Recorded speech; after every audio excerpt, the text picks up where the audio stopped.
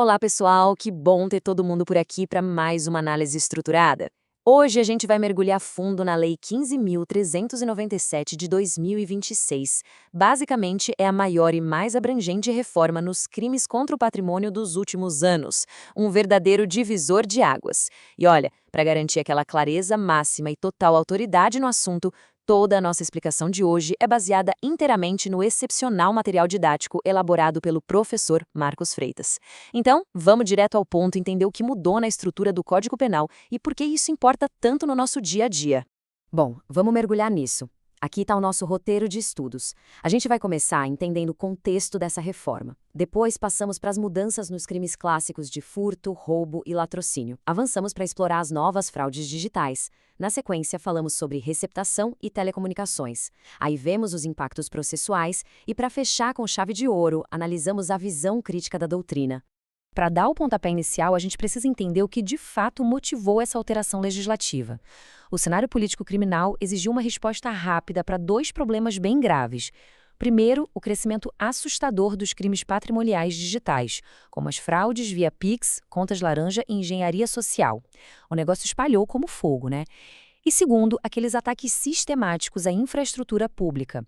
Pense no furto de cabos de cobre, que vinha simplesmente apagando a energia e a internet da população. Essas duas vulnerabilidades literalmente forçaram a mão do sistema de justiça, exigindo uma postura bem mais dura.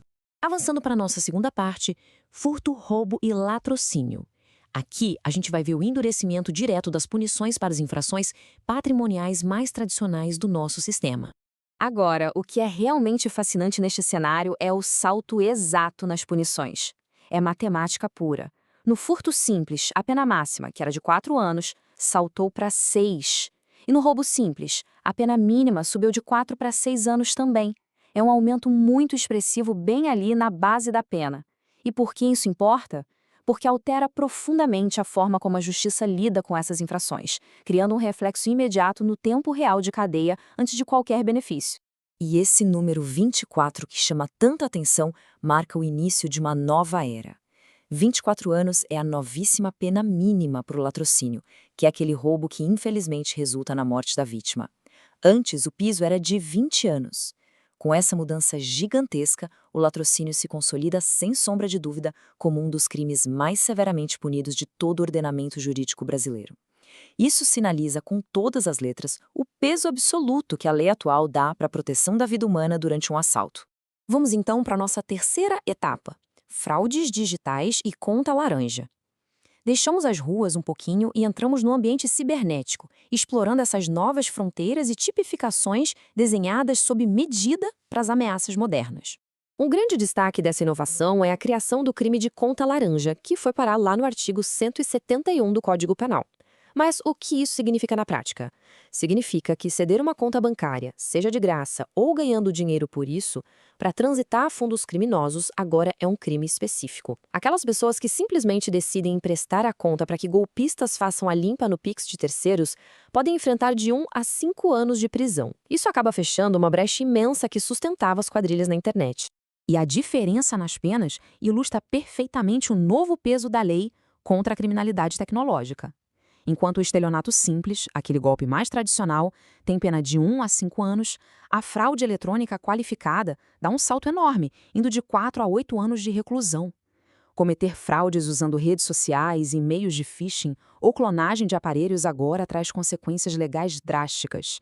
É o direito penal batendo pesado, refletindo o estrago absurdo que um único clique pode causar a milhares de vítimas.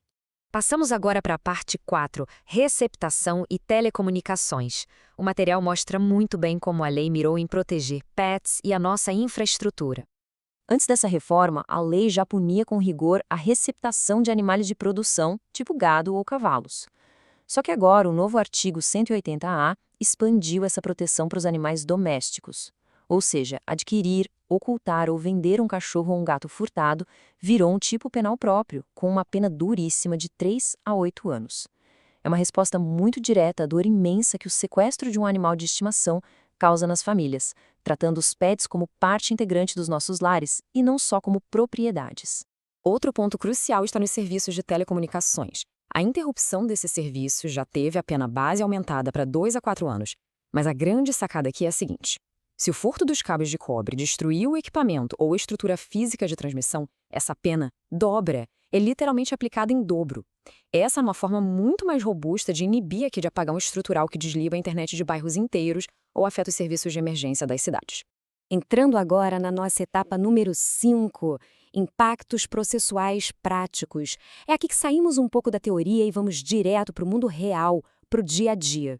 O aumento das penas não muda só o tempo de cadeia, gera um verdadeiro efeito cascata no processo inteiro. Olha só, a principal mudança é que, como a pena máxima do furto simples agora é de 6 anos, a autoridade policial não pode mais conceder fiança ali na delegacia, já que a lei só permite a fiança policial para penas de até 4 anos. Além disso, patamares mínimos mais altos inviabilizam a suspensão condicional do processo e acabam forçando o início da pena em regimes bem mais rigorosos, como o fechado. Resumindo, o funil da justiça apertou de vez logo no momento do flagrante. Chegamos à nossa sexta e última sessão temática, a visão crítica da doutrina. Vamos cobrir de forma totalmente imparcial as análises acadêmicas e o veto presidencial, tudo brilhantemente compilado no material do professor Freitas. O renomado jurista César Roberto Bittencourt discute o que ele chama de paradoxo do endurecimento penal seletivo. O argumento central dele é que criar penas mais duras costuma mirar a criminalidade patrimonial de massa, afetando de forma desproporcional as populações mais vulneráveis. Ao mesmo tempo, ele observa que a criminalidade de colarinho branco continua recebendo punições bem mais brandas.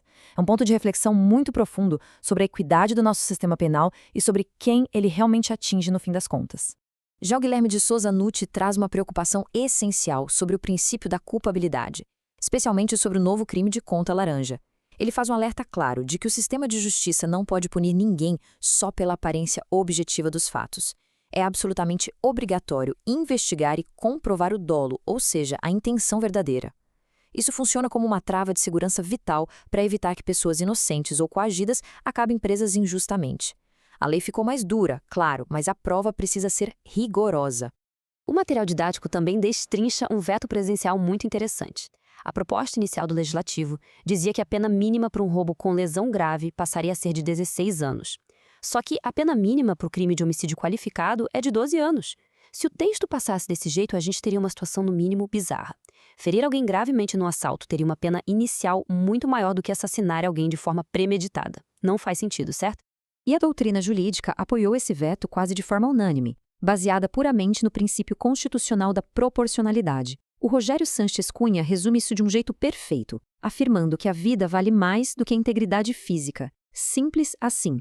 O sistema e as penas precisam refletir essa hierarquia de valores. Uma punição não pode desequilibrar o peso que a nossa Constituição dá ao direito à vida, por mais que a gente queira coibir os roubos. Então, a nossa análise chega ao fim com uma provocação excelente baseada na visão dos especialistas. Será que simplesmente endurecer as penas no papel realmente consegue combater o crime digital de massa, sem que a gente tenha políticas sociais e de segurança estruturais consistentes? Fica aí essa pergunta importantíssima para reflexão. Afinal, a lei é só uma engrenagem dentro de um sistema muito maior. Pessoal, nosso muitíssimo obrigado pela visita ao canal e por acompanharem mais essa análise profunda. Se esse conteúdo agregou aos estudos, por favor inscrevam-se no canal, deixem logo aquele curtir, ajudem a hypar esse vídeo e compartilhem com todo mundo que precisa dominar essas atualizações. E claro, reforçamos mais uma vez o nosso enorme agradecimento ao professor Marcos Freitas por ter elaborado esse material didático incrível que guiou os nossos passos aqui hoje. Um grande abraço a todos, foco nos estudos e até a próxima.